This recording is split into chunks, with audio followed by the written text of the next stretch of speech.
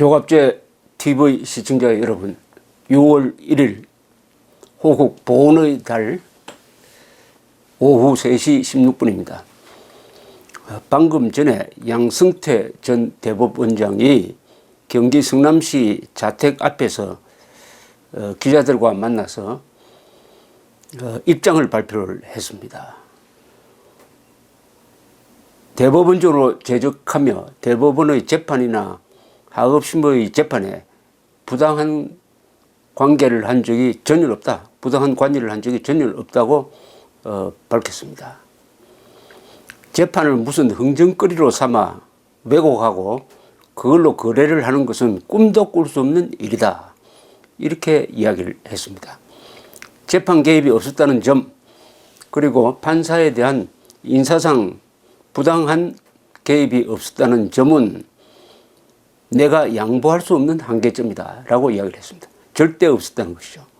그는 또 재판 독립의 원칙을 금과 옥조로 삼는 법관으로서 42년을 살아온 사람이 어떻게 남의 재판에 간섭하고 관여하는 꿈을 꿀 수 있겠느냐며, 그런 이야기를 하는 것은 그 재판을 한 법관들에게 심한 모욕이 될 것이다 라고 했습니다. 양 전 대법원장은 이어서 일각에서 제가 관여하거나 목적을 위해 대법원 재판이 왜곡되고 방향이 잘못 잡혔다고 생각하고 그걸 기정사실로 하려는 사람들이 있다면서 대법원 재판은 정말 순수하고 신성한 것이다. 그것을 함부로 폄훼하는 것은 견딜 수 없다고 했습니다. 대법원 재판의 신뢰가 무너지면 나라가 무너진다면서 국민 여러분께서 대법원 재판에 의구심을 품으셨다면 거두어 주시기를 앙망한다고 이렇게 이야기를 했습니다. 양 전 대법원장은 상고법원 설치 등의 정책에 반대를 한 사람이나 일반적 재판에서 특정 성향을 나타냈다고 해서 법관에게 편향된 조치를 하거나 불이익을 준 적이 전혀 없다. 그런 것을 갖고 인사상 사법행정 처분에 있어 법관에게 불이익을 주는 것은 잘못된 것이다. 그런 조치를 제가 최종적으로 한 적이 없다는 것을 단연코 말씀드린다. 다만 재임 중 부적절한 행위가 있었다면 막지 못한 책임은 있다. 이렇게 이야기를 했습니다.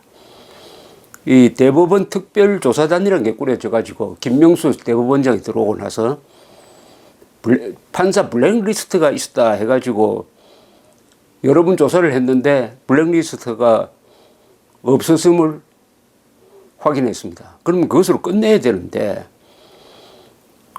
양 전 원장 시절 법원행정처가 상고법원 도입을 위하여 박근혜 정부의 우호적인 판결을 내린 것을 선별해가지고 청와대와 협상카드로 활용하는 문건을 만들었다는 것은 확인을 했는데, 문제는 그 문건을 만들어 가지고 그것을 서지를 안 했다는 겁니다.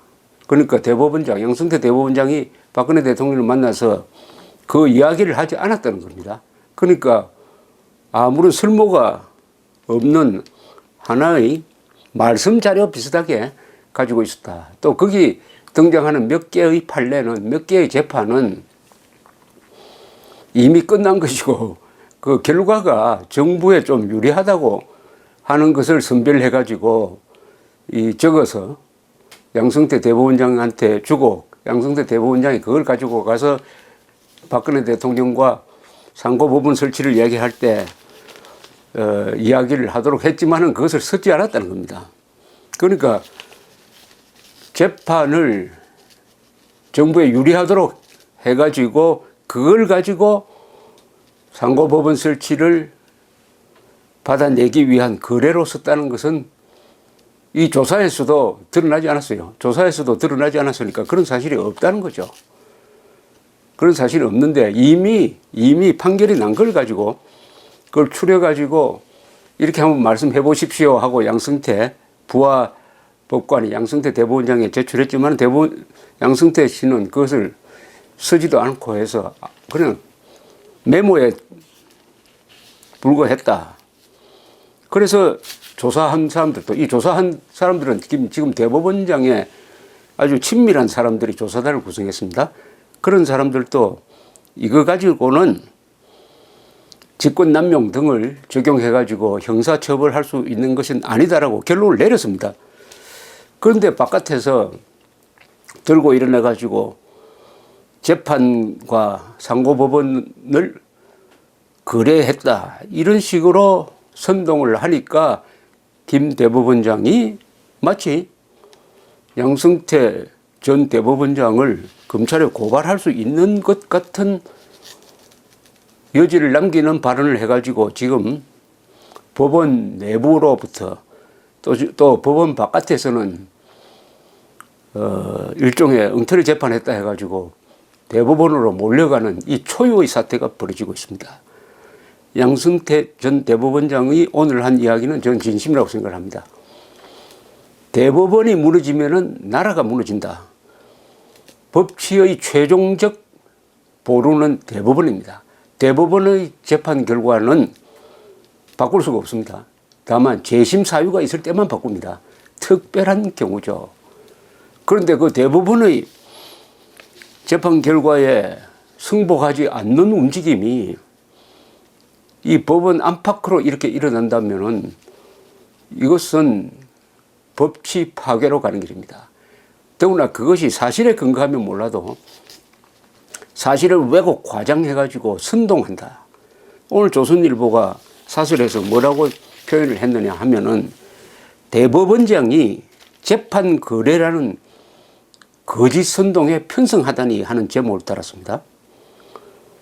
대법원장이 이런 사태를 막아야 할 대법원장이 오히려 나와가지고 일을 복잡하게 꾸몄다. 이 특조단 보고서에는 재판 거래는 없었다고 밝히고 있다.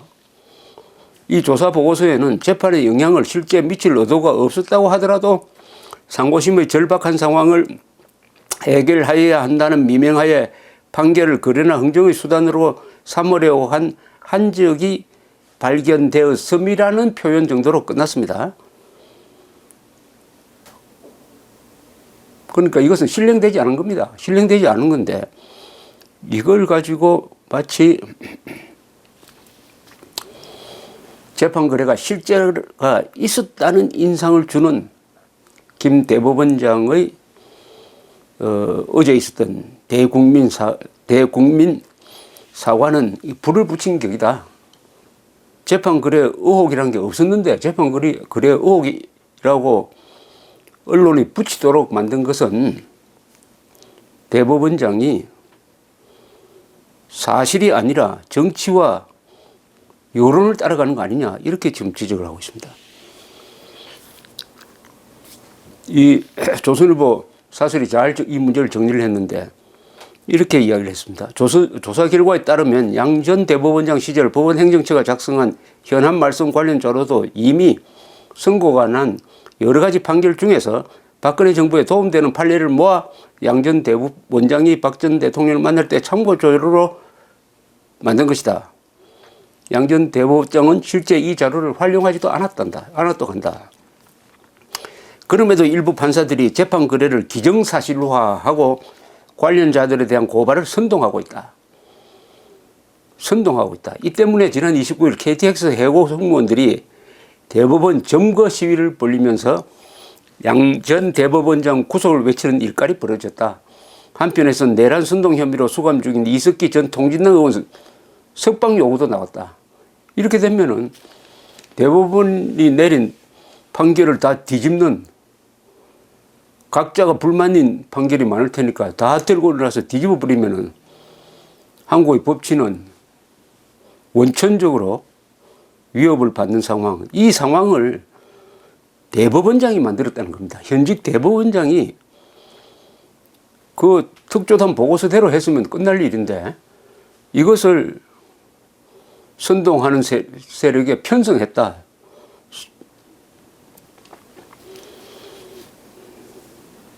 안 그래도 최근 온갖 정치적 수사와 재판으로 사법의 신뢰는 크게 떨어져 있는 상황이다. 판결이 나올 때마다 갈라진 양쪽에서 판사를 공격하는 일도 일상화되고 있다. 사법부의 위기다. 그런데 사법부 수장이 실제 있지도 않은 재판 거래를 있었던 듯이 몰고 가는데 편성하면 앞으로 재판에 승복하는 사람이 누가 있겠나? 어떻게 대법원장이 사실이 아닌 편에 설 수 있는지 납득할 수 없다. 대법원장이 사실이 아닌 편에 어떻게 설 수 있느냐? 이게 치명적 질문입니다. 재판은 사실에 근거해야 됩니다. 재판은 사실, 정의, 자유의 구조를 갖고 있습니다. 사실에 기초한 재판이라야 자유를 지킬 수 있다. 사실 위에 정의가 서는 것입니다. 법입니다. 그런 법이라야 공동체를 지킬 수 있다. 그리하여 개인의 자유가 보장된다. 이런 뜻이죠. 사실이 무너지면은 정의도 무너지고 자유도 무너집니다. 그런데 어떻게 대법원장이 사실이 아닌 걸 가지고 이렇게 선동에 동조할 수 있느냐? 동조할 수 있느냐 하는 질문. 김명수 대법원장 들어서고 나서 한국의 사법부 내부에서 이념투쟁, 계급투쟁과 같은 혼란상이 빚어지고 이것이 바깥의 선동 세력과 연계되면서 우리나라가 지난 70년 동안 쌓아올린 그나마의 법치를 허물려고 하는 이 상황에 대한 모든 책임은 김명수 대법원장이 져야 합니다. 감사합니다.